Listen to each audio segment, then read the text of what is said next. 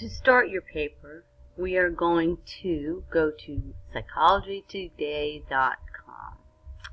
So you just type that in your web search right up here, and you go. When you arrive on the web page, you'll notice that the first thing is find a therapist. We're not doing that today. You don't need any help. Where you're going to go is the magazine. What I want you to do is choose an article out of one of the more recent magazines. So Psychology Today is a popular media source, which is a magazine. There's lots of different types of popular media, newspapers, TV shows, news stories on TV and on the web. But we're using an article out of a credible but popular media source called Psychology Today. I'm just going to choose this one, and that's where we'll start looking for a magazine, for an article. So you don't have to choose the first one that shows up. You can look down the screen.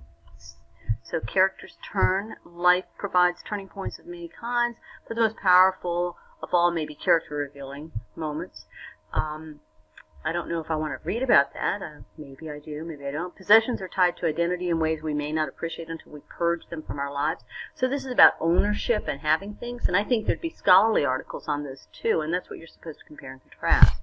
Let's see what else it is. Journey to Purgatory, about premeditated murder or a staging of one. Not sure what that is. From Loss to Love, how you open up to pain and loss.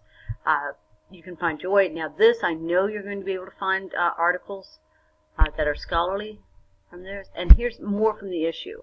So there's lots of articles that are in the issue. What I don't want you to do is to choose a letter to the editor or a review of a book, because they have those in here too.